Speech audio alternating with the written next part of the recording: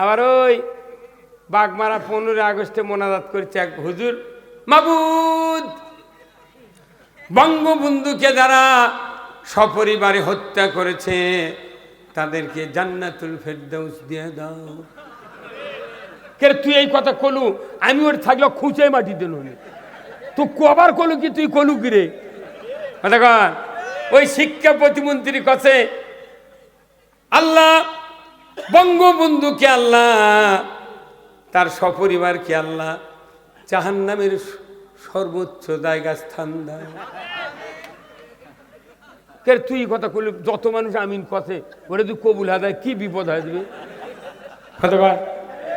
ওদের দোয়া গতকালকে ফেসবুকে দেখলাম শেখ হাসিনা বক্তব্য দিচ্ছে, সবাই আল্লাহকে ডাকো, আল্লাহ আল্লাহ করো, জালিমদের হাত থেকে, খুনির হাত থেকে দেশকে বাঁচাও। ওই কথা তাহলে ওই দোয়া আল্লাহ কবুল করতে সেদিন ও কি তারা আছে? তোদের দোয়া দেয়া তোদেরকে আল্লাহ পল্টা দেশে, কারু দোষ নাই। কথা ঠিক কিনা? মুসলিম আমি, সৈনিক আমি, আমি চির রণবীর, আল্লাহকে ছাড়া কাউকে মানি না, নারাই তাকবীর। মুসলিম আমি, সৈনিক আমি, আমি চির রণবীর, আল্লাহকে ছাড়া কাউকে মানি না, নারাই তাকবীর। বীর মুসলমান ধরো আল কোরআন, ফিরায়া আনো সেই হারানো সম্মান। বীর মুসলমান নারাই তাকবীর, আল্লাহু আকবার, তোলো ধ্বনি ধরায়া রাখবার। বীর মুসলমান ধরো আল কোরআন, ফিরায়া আনো সেই হারানো সম্মান। বীর মুসলমান আমরা বীরের জাত। দেশে যদি খালি ইসলাম বিজয় থাকতো, আমার দেশে একজন ইমানদার নামাজ কাজা করতে পারত না। বলুন তো বাংলাদেশে নামাজি বেশি না বেনামাজি বেশি? কেন বেশি হলো জানেন? যে পদ্ধতিতে নামাজ কায়েম হওয়া দরকার সমাজে, সেই পদ্ধতি আমাদের দেশে প্রচলিত নাই। কতক্ষণ এই মুয়াজ্জিনের আজানে, বক্তার বক্তৃতায়, তবলিগের দাওয়াতে, আর ওই জামাতের দাওয়াতে, আর ওই চরমোনায় হেফাজতের দাওয়াতে মানুষ নামাজি হবে না। আল্লাহর কোরআন যা বলছে টু পয়েন্টে তাই মানতে হবে। কোরআন বলছে যা, এত বড় বুদ্ধি, এত বড় পরামর্শ পৃথিবীর জমিনে নাই। আমরা ওই পরামর্শ বাদ দিয়ে ইচ্ছা মতো নামাজ পড়ছি। কিরকম ভাইরা আমার, আল্লাহ রাব্বুল আলামিন এই জাতিকে চরিত্রবান বানানোর জন্য, ফাহিশা কাজত থেকে বিরত রাখার জন্য, অশ্লীল থেকে, জুয়া থেকে, চুরি ছিনতাই থেকে বাঁচানোর জন্য আল্লাহ তাআলা 5 ওয়াক্ত নামাজ ফরজ করেছেন। নবী হে, আপনি পৃথিবীর জমিনে গিয়া নামাজটা কায়েম করে দিন। আল্লাহ কোরআনে বলছেন, আকিমুস সালাত ওয়া আতুজ যাকাত ওয়ারকাউ মার রাকিন, নামাজ কায়েম করো, যাকাত আদায় করো, রুকুকারীদের সাথে রুকু করো। কার কথা? তাহলে এখন নামাজের বক্তৃতা 54 বছর ধরে বাংলাদেশে হচ্ছে, 24 বছর পাকিস্তান আমলে হচ্ছে। কি কথা ঠিক কিনা? 190 বছর ব্রিটিশের সময় থেকে নামাজের বক্তৃতা হলো।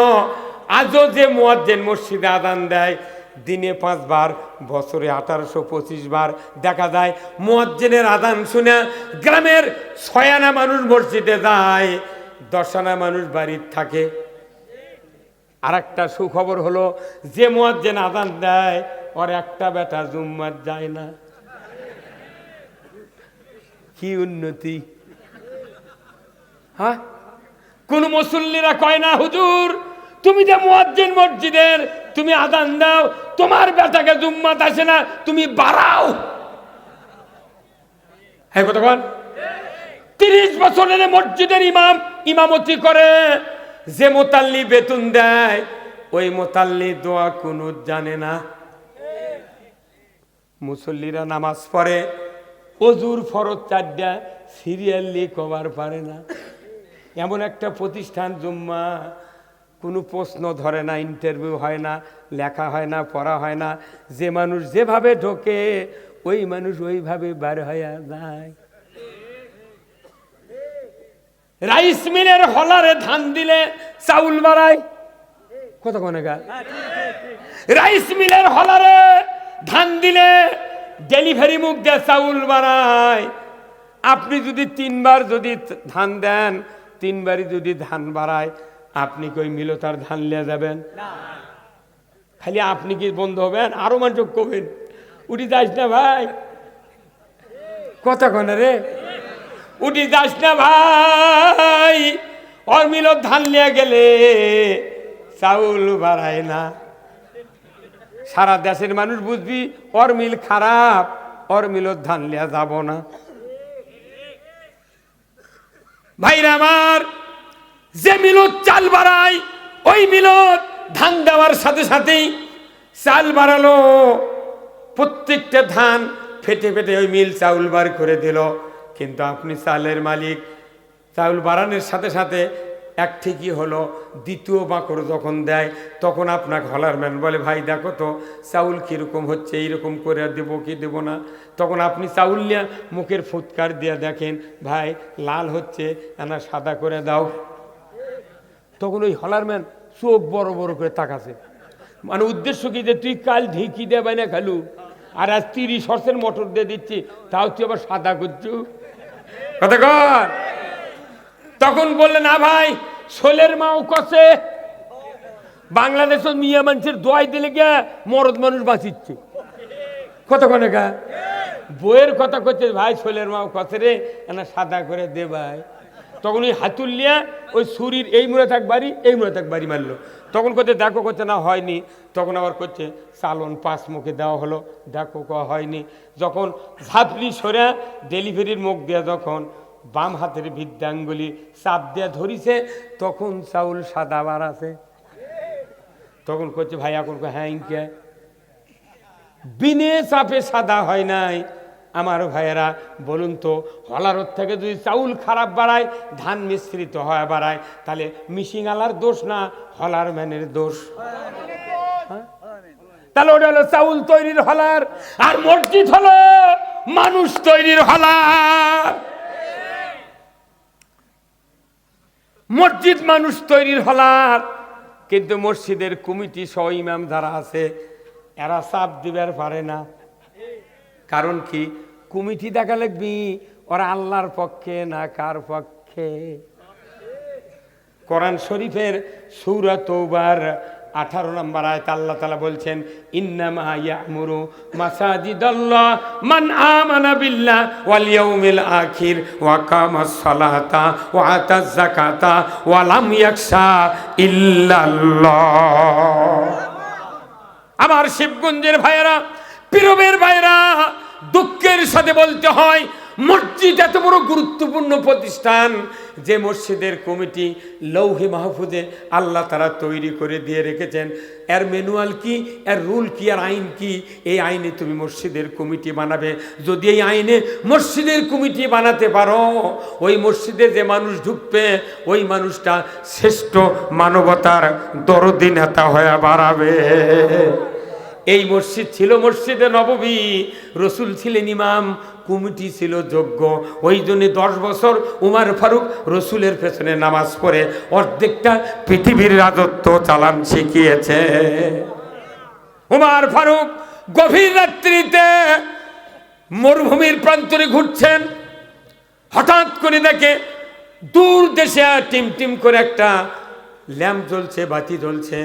উনি চলে গেলেন ওই মরুভূমির প্রান্তর দিয়া ঝুপড়ির নিকটে গিয়ে দেখেন জানালার কাছে অপেক্ষা করতে না করতেই ভেতর থেকে একজন মহিলার কান্নার আওয়াজ, যন্ত্রণার আওয়াজ আসতেছে। উনি একটু পরেই বললেন, ও ঝুপড়ির মালিকেরা, কি দুঃখ কষ্ট বেদনা তোমাদের, কেন তোমরা এত অধর নয়নে কাঁদছ, কি হয়েছে?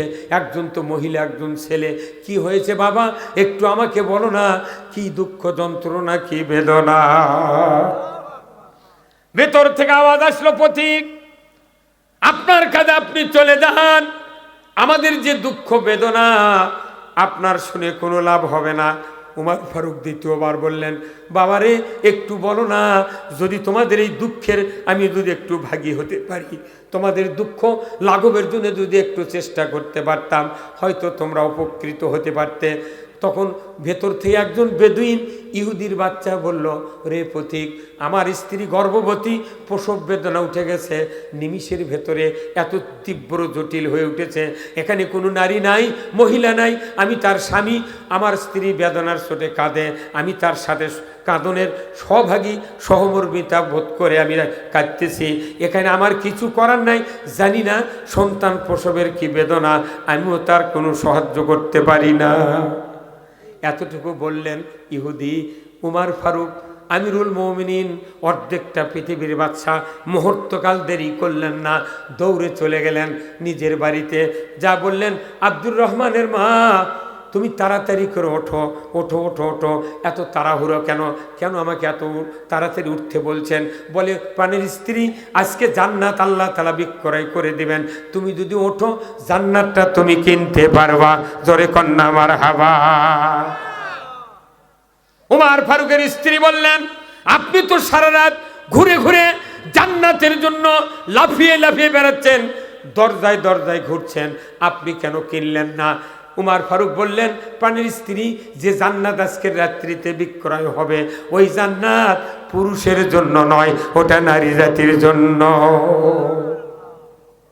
ওঠো, তাড়াতাড়ি ওঠো, শুকনা নতুন পুরাতন কিছু কাপড় নাও, আমি বাইতুল মালে গিয়া কিছু খুরমা খেজুর, কিছু জয়তুনের তেল, আটা, গম, জবের কিছু খাদ্য খোরাক নেই, চলো আমরা যাব গভীর রাত্রিতে মরুভূমির প্রান্তর দিয়ে যাব। ওই মরুভূমির ঝুপড়ির ভেতরে একজন বেদুইনের স্ত্রীর প্রসব বেদনা উঠেছে, তার সন্তান ডেলিভারির কাজে তোমাকে সাহায্য করতে হবে। জোরে কন্যা মারহাবা। সেই ফুলেরই রৌশানীতে